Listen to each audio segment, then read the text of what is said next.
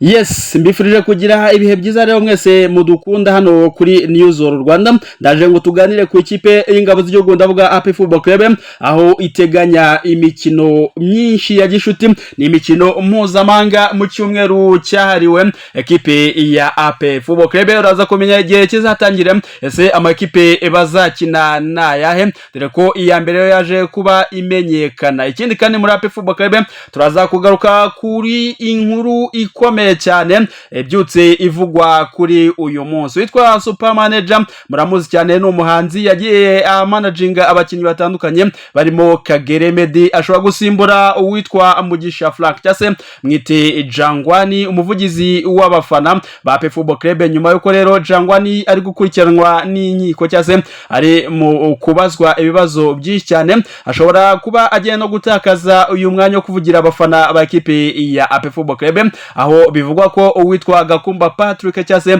mwite Super Manager ari ushobora kuza guhita afata uyu mwanya. Uraza kumenya byinshi kuri Super Manager, uraza kumenya byinshi kuri iyo gahunda ndetse niyo mikino ya AP Football Club uko ipanze n'igihe izabera. Muri rusange naho izabera turaza byose kuba tubigarukaho. Ikindi kandi wamenya nuko uwitwa Mugiraneza Frodouard bivuga ko ekipe ya Police Football Club yamaze kuba imusinyisha cyase imwibika mu kubisega papu ekipe ya AS Kigali. Byose turaza kubigarukaho bya Mugiraneza Frodouard ndetse na ekipe ya AP Football Club.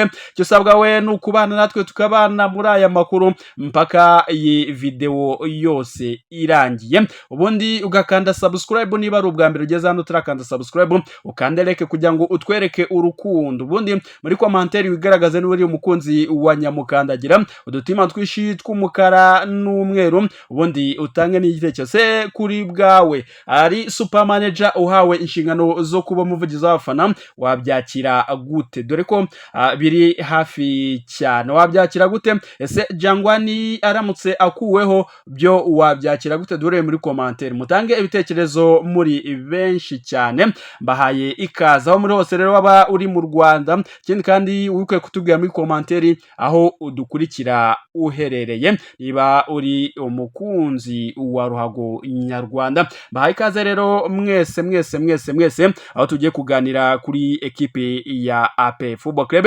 AP Football Club rero ku ikubitiro irateganya icyumweru cyahariwe APR cyase yite APL Week, aho izaba ikina imikino itandukanye ya gishuti, harimo n'imikino mpuzamahanga ndetse n'iy'ama ekipe ya hano mu Rwanda. Ku ikubitiro rero iyi APL Week cyase cy'icyumweru cya APR aricyo bise munsi w'igitinyiro, AP Football Club izagitangira tariki ya 17 z'uku kwezi kwa munani mwaka wa 2025. Izaba ikina rero umukino na ekipe yo muri Zambia, champion wa Zambia cyase ikipe yegukanye igikombe cya championnat hariya mu gihugu cya Zambia bayita Power Dynamos.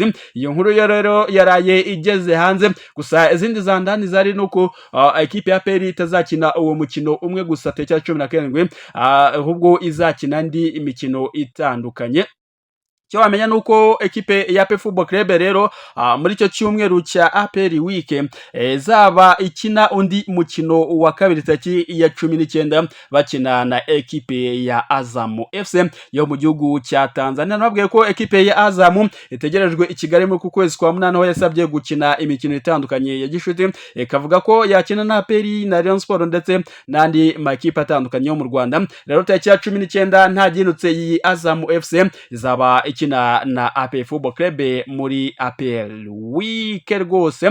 Mbibutse ko uyu mukino wa Dynamos uzaba ku itariki ya 17 z'ukwa munani, uzabera muri Stade Amahoro, aho uzaba ku isaha y'isa 9, no mu rwego rwo gufasha ekipe y'ingabo z'igihugu AP Football Club kwitegura umwaka w'imikino saison 2025-2026, kuko iyi APR mbibutse ko izahagarira u Rwanda mu mikino nyafrika, by'umwihariko CAF Champions League amakipe yabaye aya mbere iwayo niho u Rwanda ruzaba ruhagarariwe na ekipe ya APR Football Club kandi bibutse ko iyi mikino izatangira tariki ya 19 kugeza tariki ya 21 z'ukwezi kwa 9 ubwo ndavuga imikino y'ijonjora rya mbere cyase preliminary round aho ekipe ya APR Football Club igomba kuba ariho ihera ubundi yabasha kurenga icyo cyiciro cya mbere ikaba yajya muri round ya kabiri aho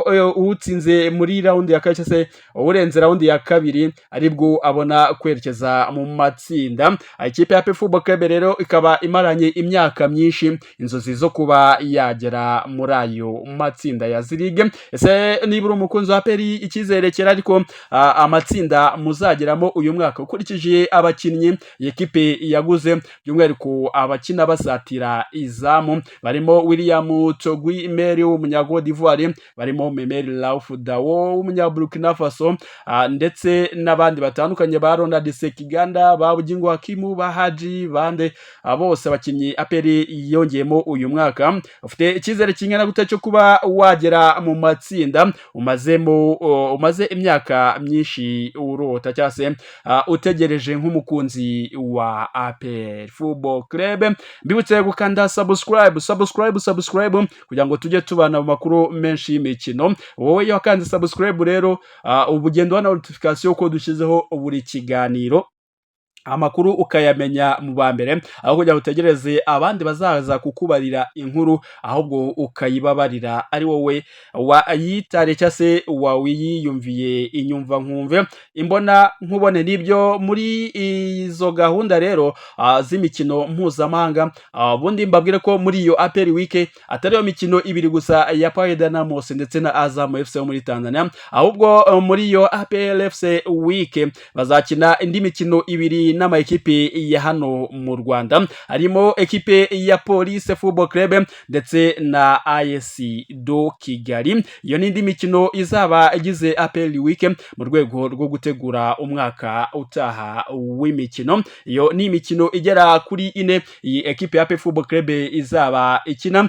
yiyongerera ku yindi mikino igera kuri 3 iyi ekipe imaze gukina. Iyi mikino igera kuri 4 kuko turabara n'umukino batsinzemo Intare Football Club rwose APR yatsinze ikipe ya Gasogi 4-1 inganya na Gorira 2-2 bongera kunganya 1-1 rwako banganyije na Gorira imikino 2 bagatsinda Intare ndetse na ekipe ya Gasogi United. Iyo ni APR week. Ubwo twageze ku nkuru ya Jangwani ngo nyuma yuko ubuyobozi cyase we n'abandi batandukanye bagiye bafatwa babazwa ku kijyanye no kugereza cyase kurya amafaranga ya APR Football Club rero uyu ngo ashobora guhita atakaza akazi ke yari afite muri APR ko kuba umuvugizi w'abafana cyase w'abakunzi ba APR Football Club akaba yahita agatakaza rero mu gihe cyacyo cyose ibi byaha byaba bimuhamye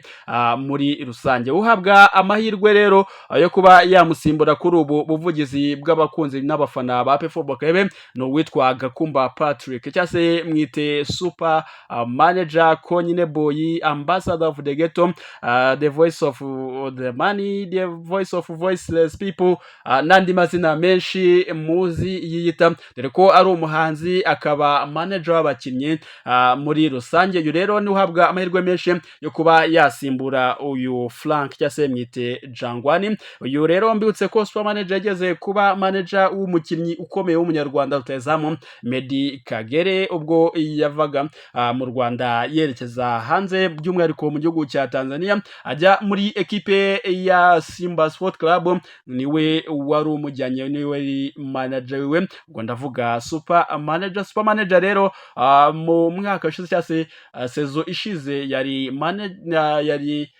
umuvugizi w'abafana cyase umuvugizi muri rusange wa ekipe ya Vision Football Club. Iyo Vision rero ikaba byarangiye yimanukiye mu cyiciro cya kabiri rero uyu Jangwani ashobora kuramutwa inshingano zo kuba umuvugizi muri ekipe ya APR Football Club. Ese ihangana rya Jangwani n'uwitwa Wasiri ryaba rigiye gushyiraho akadomo. Ese urumva super manager azashobora guhangana na Wasiri nk'uko Jangwani yabikoraga. Muri commentaire tuhahurire nabwo mutangemo ibitekerezo byinshi cyane. Nuko muri APR bimeze rero, ibyaha nibiramuka bihamye uyu Jangwani nta kabuza bagomba gushyiraho undi muvugizi w'abafana muri ekipe ya APR Football Club. APR Football Club kandi bibutse ko ku munsi wo ku cyumweru cya gatatu, ku munsi w'ejo izaba ifite umukino wa gishuti ikina na ekipe ya Police Football Club. Umukino uzabera mwapere cyangwa se Kigali PL Stadium ku isaha y'isa 9.